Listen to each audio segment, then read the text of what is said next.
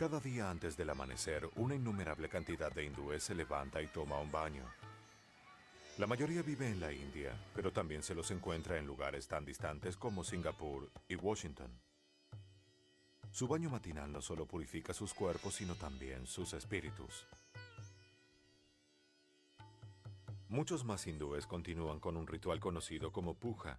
Se trata de un acto de adoración durante el cual queman incienso y hacen ofrendas de flores, frutas, leche o dulces a una imagen de uno de los dioses o espíritus hindúes. Algunos pueden emprender el sistema de ejercitación conocido como yoga. Practican control de la respiración sentados durante horas en la llamada posición de loto. El hinduismo comprende una amplia variedad de creencias y prácticas. En verdad, algunas doctrinas y prácticas hindúes parecen casi contradecirse unas a otras a medida que las más antiguas se mezclan con las más recientes. La palabra sánscrita Veda generalmente significa verdad o conocimiento. Pero la palabra Veda se usa con mayor frecuencia para referirse a las antiguas escrituras hindúes.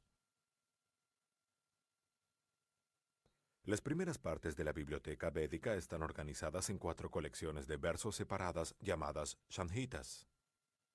El Rig Samhita contiene más de 1000 himnos separados con más de 10.000 versos divididos en 10 libros. De acuerdo con la creencia hindú, los sabios conocidos como rishis oyeron estos versos directamente de los dioses. Cada uno de estos poemas religiosos generalmente está dirigido a uno de los dioses o espíritus védicos, representando a las fuerzas de la naturaleza, tales como el sol, la luna y el viento. El dios mencionado con mayor frecuencia es Indra, quien se asemeja a Zeus de la mitología griega. Muchos poemas del Rig Samhita honran la majestad y el poder de Indra. Imploro al más heroico Indra, cuyo poderoso trabajo separó la tierra del cielo. Indra maneja el cielo como un veloz carruaje para traerlo aquí para sus adoradores. Como un río está siempre activo y nunca descansa. Destruye la oscuridad con la luz. En los antiguos sacrificios y adoraciones hindúes, los 1028 himnos del Rig Veda eran cantados durante las ceremonias religiosas. Algunos de estos versos aún se recitan en bodas, funerales y ritos de iniciación.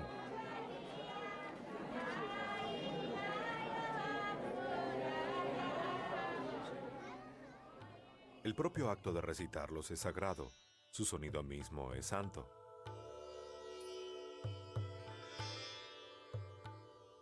Los eruditos modernos no conocen todos los detalles de los rituales religiosos practicados durante la Edad Védica, pero sí saben que la poesía del Rig Samhita se cantaba como parte de varios ritos altamente complicados que podían llevar semanas, meses o un año para completarse. Requerían también la presencia de muchos sacerdotes, cada uno especialista en alguna parte de la ceremonia. Durante la Edad Védica, la actividad devocional más especializada era el ritual Soma. El soma era un líquido obtenido exprimiendo algunos tipos de vegetación. Los sacerdotes recolectaban las plantas mientras cantaban himnos referidos a la búsqueda y al corte de la planta de soma.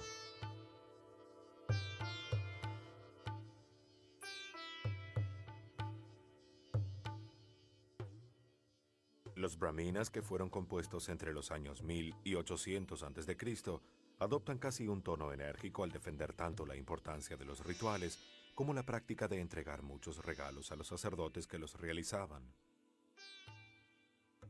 En verdad, muchos de los Upanishads, que son los últimos 300 libros de la biblioteca védica, reñían con un sistema religioso védico que pronto se extinguiría y sería reemplazado. En verdad, los primeros textos védicos nunca mencionan las creencias y prácticas que una persona moderna asocia generalmente con el hinduismo. Los samhitas indicaban que los antiguos pobladores de la India comían carne de vaca, pero a través de los siglos la vaca se convirtió en un animal sagrado, un símbolo de la fertilidad de la tierra. Comer carne de vaca se convirtió en pecado. Los primeros textos Vedas describían una vida después de la muerte. Más tarde, los Upanishads introdujeron una idea diferente, la reencarnación. De esta forma, los hindúes comenzaron a creer que las almas ignorantes quedan atrapadas en un ciclo continuo de nacimiento y de muerte. Moksha, la liberación del doloroso ciclo de renacer y volver a morir, se transformó en la meta de aquellos que concentraron sus esfuerzos en la meditación y la autodisciplina. Las creencias y prácticas védicas probablemente fueron eclipsadas por las revueltas religiosas contra la dominación de los sacerdotes y sus elaborados rituales. Las tradiciones religiosas del jainismo y el budismo, que comenzaron en el siglo VI a.C., se convertirían en los más famosos de estos movimientos de protesta. El budismo y el jainismo fueron en parte en esta época una reacción contra el sistema de castas. El sistema de castas comprende 4 niveles: los brahmins, que son los sacerdotes; los kshatriyas, que son los guerreros; los vaishyas, que son los trabajadores; y los shudras, que son los intocables. Bien, estas castas eran estrictas y uno no podía pasar fácilmente entre castas. Si se trataba de una mujer, podía pasar mediante el matrimonio, pero si se trataba de un hombre, estaba confinado a su casta. Uno nacía dentro de una casta y tenía que seguir el comportamiento de esa casta. Los brahmins estaban a cargo de estos rituales, y si no había brahmins, entonces la casta más alta estaba a cargo de estos rituales. En consecuencia, esta obsesión ritual creó grandes segmentos de la población que estaban alejados, totalmente alejados de cualquier creencia espiritual o religiosa, porque no podían participar realmente de estos rituales. Puede que emplearan un brahmin para hacer estos rituales, pero no participaban. Esa es una razón de por qué el budismo y el jainismo se desarrollaron. Fue una reacción contra este extremismo de castas y rituales. Las doctrinas filosóficas y éticas de jainistas y budistas cambiaron el carácter del hinduismo. Los rituales védicos se perdieron en el tiempo después del siglo VI a.C. Comenzó una nueva era en el desarrollo del hinduismo.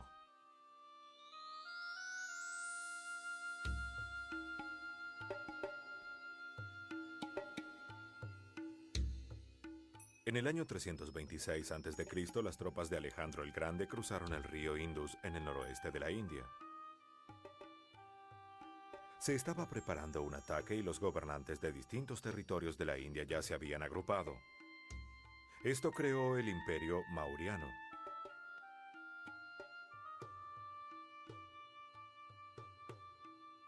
Cuando esto se produce, los soldados de Alejandro se niegan a ir más allá del río Indus.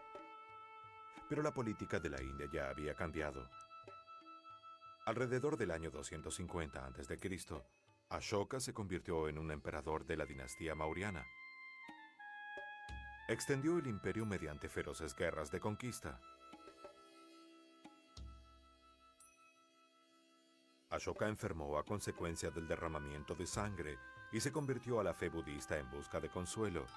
Influyó marcadamente la vida religiosa al ofrecer protección a los budistas. El apoyo real para el budismo y el jainismo continuó durante alrededor de 1000 años. Esto explica parcialmente la ausencia de monumentos religiosos hindúes característicos antes del siglo IX de nuestra era.